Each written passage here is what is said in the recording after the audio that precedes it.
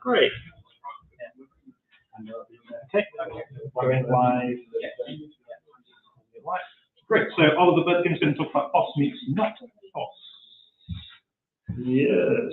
Let me just start timing. There we go. All right. Hi everyone. My name's Ollie. I provide GIS training and consultancy services, and I operate under the title or the name of GIS.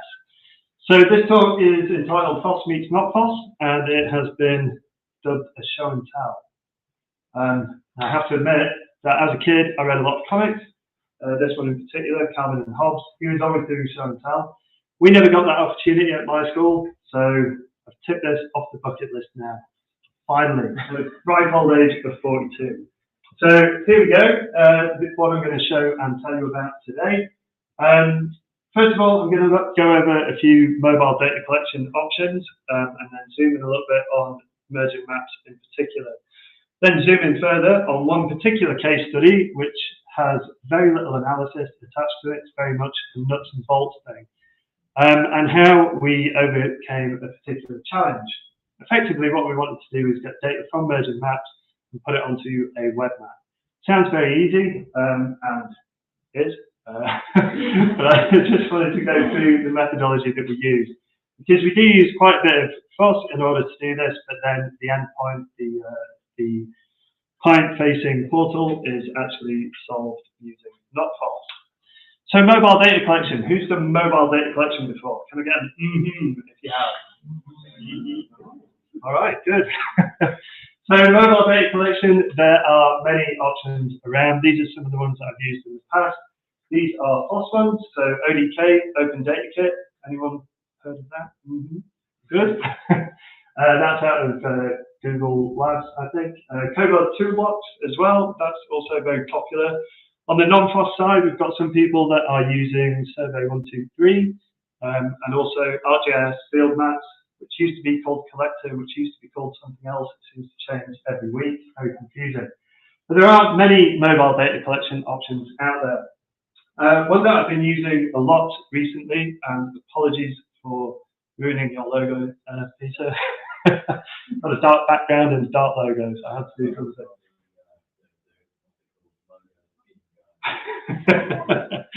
So I'm going to look at Mergin Maps and how I've been using it. It's not just to go out and collect data. I do use it as a training tool as well, to get people out using the software, but having fun at the same time. So Peter talked earlier about hiding treasure. This is kind of impromptu geocache. That is in fact a disposable coffee cup tied up to a rope swing.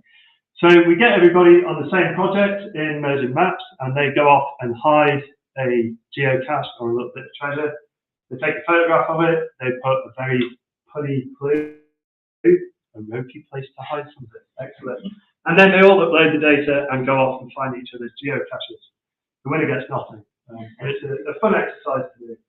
Further afield, where I've used Mergin Maps, not in the UK, was actually in the Maldives, which was great.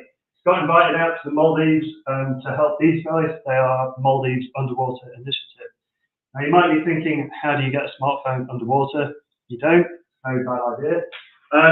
So these guys were going out on dive boats and then plotting where they had been diving. If you also record the depth that you're diving at and the visibility that you've got, you get a nice kind of 3D corridor of where you've been, and that can help you get a more accurate assessment of the abundance of species. So it's better than nothing. It's not perfect, but the trip to the Maldives was great. I can recommend it. Good diving as well. So if we zoom in a little bit further, over the last couple of years, I've been working with this company, the Whole Tree Company, and they unsurprisingly work with trees. So this is a company in Oxford. It's headed up by a guy called Nick, and they provide tree surveys amongst other services. So landowners, estate managers, they'll come to the Whole Tree Company and say, we've got all these trees. We need to monitor how healthy they are, whether or not they're about to fall over and kill someone, all these different things. So please can you come and do a survey. Whole Tree Company will do the survey, and then they give that data back to the estate manager, and they can organise the work to take place. So this is a very basic screenshot of what Mergin Maps looks like when you're actually at a tree and you hit OK, let's record this data. It's pretty dull, but you can record the species, the age class, whatever. And with Mergin Maps, you can build these forms any which way you like. So if you've used mobile data collection before, you'll be quite used to this kind of format. As you get more complicated, they've got some nice features, like here you can tab, so you can organize your survey and make it nice and easy to use. And we've discovered some things along the way. There's a little checkbox at the top, have you checked a tree? If you're out in the field and you've got 1,000 trees to survey and you're doing it over a number of days, maybe split up because of bad weather, if you can just use that little toggle and change the symbology in the background, then you know at a glance which trees you've checked, which ones you haven't. So just a little nuts and bolts thing there that is quite useful. This is what it looks like in Mergin Maps as a map. This is not going to be in the GeoHipster calendar anytime soon. It's functional, but cartographically nothing great. So what we found with Nick was that he was able to use this in the field. He always said that it was very slick, very easy to use. He had used QGIS before, but he's he's getting started with it. But the land managers start to come back and say, okay, we can download Mergin Maps as well, and we can see this project too. We can have it shared with us. But having this on a mobile phone and just being able to see this is not that useful. What we'd really like to be able to do is to view this in a portal, get some idea of what the data looks like, and also start to do filters on it. So do trees need work? Which trees need work? We can filter down on that, and then we can create a PDF to give to tree surgeons and say, here you go, these are the trees that you're working on today. They also wanted access to the attribute table and also to be able to export that as a CSV. So this is roughly what the web map looks like, or the portal looks like. You can see we've got access to the attribute table, we can filter, export all to CSV. There's a little search up the top there as well, and we can also print out to PDFs. So for non-QGIS users or non-GIS users, this is a really simple interface to be able to do that. So with the web mapping, what we wanted to be able to do is all these things. We also wanted to automate updates. So if somebody makes an update in Mergin Maps, we want to be able to see that on the web map almost in real time. It's not quite in real time, but nearly there. And we also needed to deal with authentication. So the land owners, land managers, estate managers, they wanted this to be behind a username and login. So a few things that we needed to meet. And looking at all of this, I decided to go with ArcGIS Online. Enter the not FOSS. Oh no, I think I've done damage to Dennis. So there are probably other solutions out there that could fit this bill. So if you do know of any, please let me know. I was talking to Andy earlier. He's come up with some good suggestions to investigate as well. So the challenge that we had is quite a simple challenge. We've got data on Mergin Maps and we need to get it into a web map, in this case ArcGIS Online. Brilliant. Now the kind people at Lucia Consulting have not only developed Mergin Maps, but they've also given you a bunch of developer tools as well that you can access through their GitHub page. And the one that I was particularly interested in is mergin-db-sync, which was on Peter's slides earlier. So what mergin-db-sync will do is sit in between the database and your Mergin Maps account, and it'll start polling Mergin Maps to see if there are any changes. If there are, it will sync it with your database. So this is what it looks like in plan form. I decided to host this on AWS Cloud. Everybody familiar with that? Get an if you are. Yeah, loads of people. All right. This is a very simplified schematic, so please don't click holes in it. So with AWS Cloud, we've got a PostGIS instance running, and then we can just plonk mergin-db-sync in between those, and it will poll Mergin Maps and make sure that the data are synced between the two. Excellent. Now that I've got the data into PostGIS, and it is incidentally PostGIS data, what we want to do is get that into a consumable format so that we can get it into a web map. Now, I did think about using GeoServer for this, but for our tiny amount of data, it felt like overkill. Enter another FOSS heavyweight, so heavy they've got a hippo as their logo. Crunchy data. Paul Ramsey has written something in Go called PG feature serve. This will actually serve up your data in what effectively is a GeoJSON, which is really nice. That's an easily consumable format. So can we get this straight into ArcGIS Online? Yes and no. We can, we can't. I went to the ArcGIS Online docs, and they will accept this format. It's fine. You can see down here, you can add the OGC feature layer to a map viewer and use it in ArcGIS Pro as well. However, if you go further down the page, there are some limitations. This one in particular was a bit of a deal breaker for me. Has anybody used ArcGIS Online before? Yeah, a few people. So they have a map viewer in order to view your data, and they also have a map viewer classic. Oh, why would you do that? It's so confusing.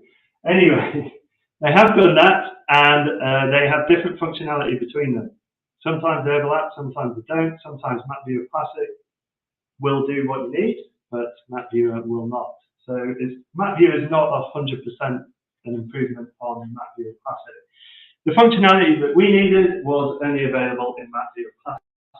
So our problem now became, not can we get this into ArcGIS Online, but can we get it into Map Viewer Classic?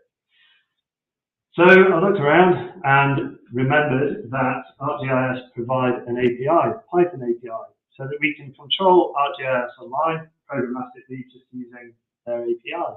It doesn't use ArcGIS, so it's not really closed down. It is open, so you can use that API. But I guess you do need an account with ArcGIS Online for it to be of any use at all. Now, with it being Python, that meant that in AWS we could use Lambda. People familiar with Lambda? Anybody not? Lambda allows you to run a piece of code effectively. So if you've got some Python code, you can shove it into Lambda. And Lambda, all it needs is an event to happen, and then it will run that piece of code for you. Very nice. And then it closes down again. So what event did we need? Well, mergin-db-sync is polling Mergin Maps and polling the database. And if it sees a change, then it'll say, hey, there's a change. With mergin-db-sync being open source, we can dive into the code, have a look at where that happens, insert a little bit of Python that says, can you invoke this AWS Lambda function when that happens? And Lambda said, yes, we can. All right. So that was all good. Due to some finickities with AWS, we then had to dump it into an S3 bucket, take it out of the S3 bucket. Bit annoying, and then smash it into ArcGIS Online.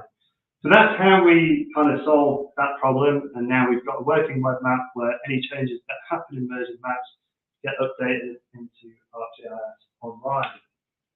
Now, I don't want to shortchange you on the show and tell, so I'm going to try and do a live demo. I made a small sacrifice for the demo gods this morning. No, chair, what for? Beat back the bad look. Let's have a look. So there's me. That's not a good start. All right. So we should be able to see this. Good. That has worked. All right. Can anybody tell me what these points are? Exactly, FOSS for G. We saw it earlier today. It's on the merch as well. But there's one missing. Which one's missing? Leads. Yeah, so we don't have leads on there, unfortunately. So in the background here, we've got ArcGIS Online. That is just an ArcGIS Online web map running away. And over here on the right, we've got my smartphone, and this has got Mergin Maps. The project is up and running. So let's give it a go. I'm going to record a point where we are. Excellent.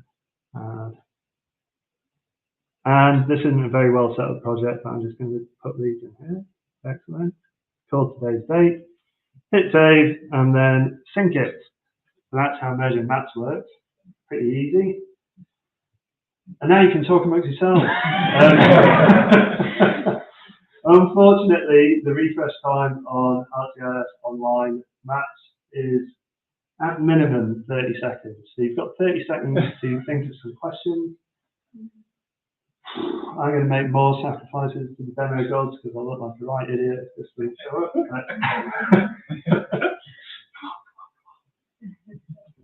can see the arrow going. Anyway. All right, let's leave that going. It may or may not do what it needs to. Oh, there it is. Finally. That's the second bucket list item. I got a room of people to cheer. Point. All right, so that's all I've got. I hope you enjoyed that. Another chaotic talk. And if you do have any questions, please let me know.